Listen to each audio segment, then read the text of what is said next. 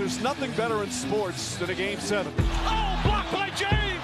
Here comes James. Count it! Goaltend and 1. Cleveland wins Game 7. LeBron James and the Cavs do it again.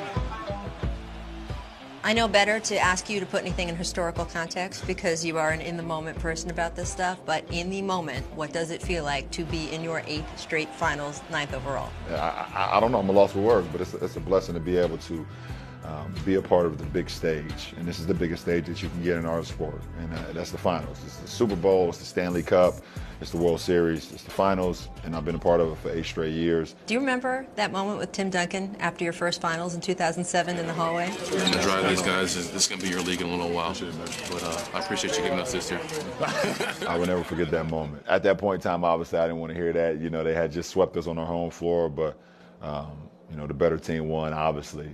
And I was young, but you know, just to be able to go through experiences like I've always talked about, you know, the best teacher in life is experience. So I've been able to experience so much to always to get me to this point.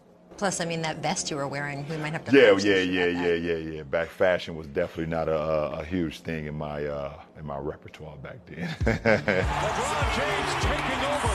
Back to James for the layup. Oh, and a pass. The Cavaliers take Game 7. You did have to play 2 Game 7s to get here, including one on the road. So the odds weren't with you that you would necessarily be here. Did you let yourself think at any point, I'm not going to make it? Well, the odds has not been with us all season.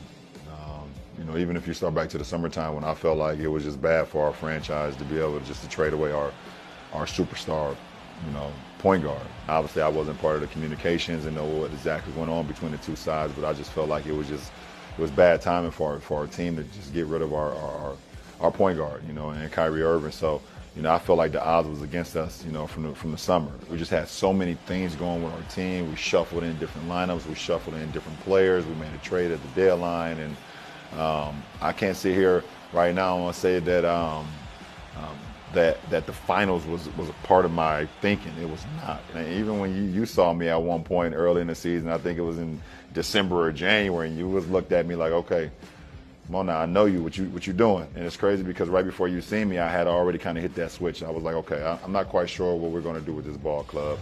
We're not playing good basketball, but you can't sell yourself short. But to sit here, I can't even lie to you. Sit here and say will we be a part of the finals? I would be definitely lying to you if I said yes, we would be in the finals in January, February. Yeah, you didn't think that was the case at all. It was at points where it was like, okay, will the Cavs even make the playoffs?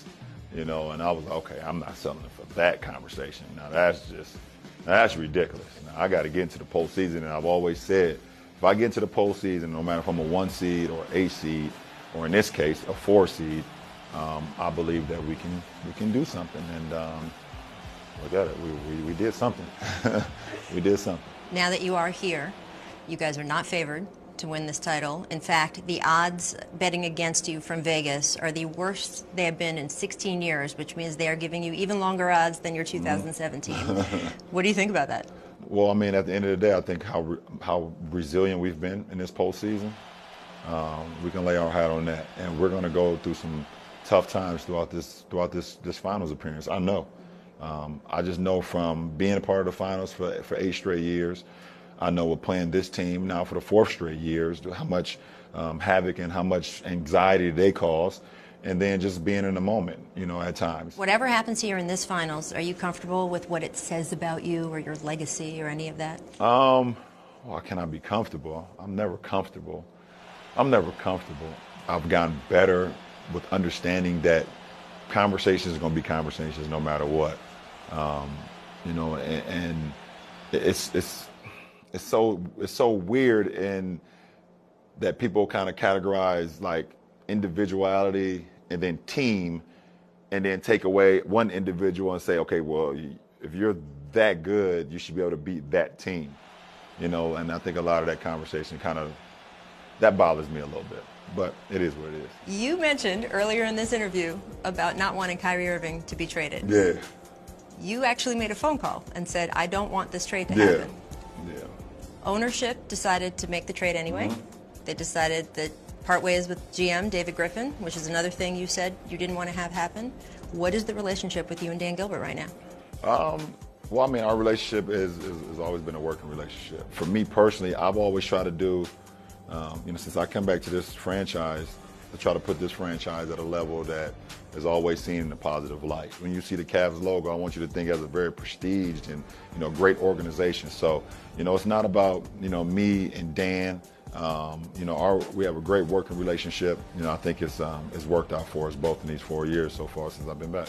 How much is ownership going to play a part in your free agency decision? We're gonna see. We'll see.